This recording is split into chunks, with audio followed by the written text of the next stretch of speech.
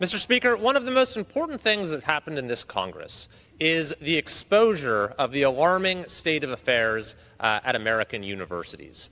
Our institutions of higher learning have been gripped by retrograde prejudices, abhorrent ideologies. They are in many ways abandoning the values of the Enlightenment itself.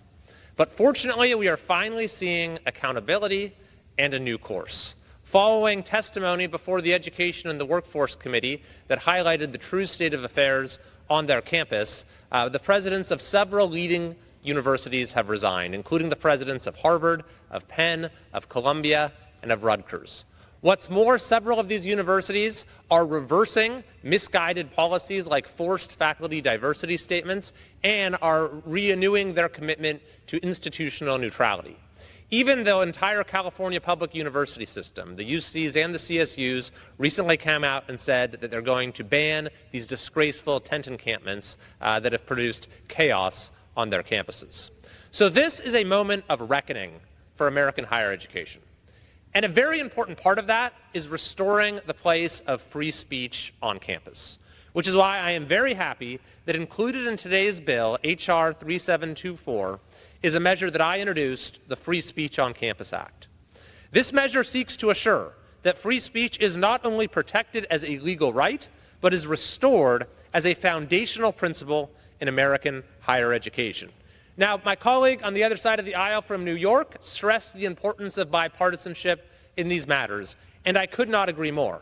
As a matter of fact, I developed this measure alongside one of the leading liberal scholars in California, the dean of UC Berkeley, Erwin Chemerinsky, someone who I don't agree with on much, but we were able to come together on a principle that transcends political differences, that the best way to resolve differences, to learn, to find common ground, is the free and open exchange of ideas. Unfortunately, many universities have lost sight of this and have become among the most repressive institutions in American life. They've stifled disfavored viewpoints and created an environment where students are afraid to speak their mind and participate in the marketplace of ideas. We've seen universities adopt unconstitutional speech codes or designate only certain areas on campus as open to speech, or allow a heckler's veto to shut down speakers, or force faculty members to espouse certain points of view in order to get hired, or built up entire bureaucracies devoted to censorship.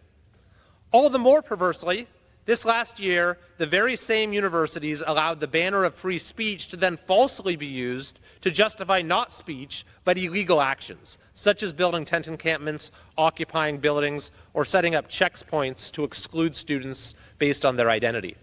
As one example, Harvard University, which became the poster child for the abhorrent, horrifying anti-Semitism on campus, was also ranked as the university with the worst protections for free speech. In fact, they got the worst ranking in the history of the survey. And these two things are not unrelated, by the way, because the biggest threat to hate and ignorance and prejudice is reasoned argument. And so institutions that systematically shut down reasoned argument and debate allow retrograde ideas to flourish because they don't have the needed opposition.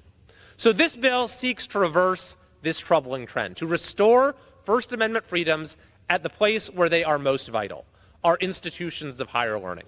My legislation ensures that our universities inform students of their First Amendment rights as soon as they step on campus. As a condition of receiving federal funds, universities will be required to provide new students with a written statement at orientation. It will outline their First Amendment rights, affirm the institution's commitment to free expression, and guarantee that neither students nor invited speakers will have those rights violated.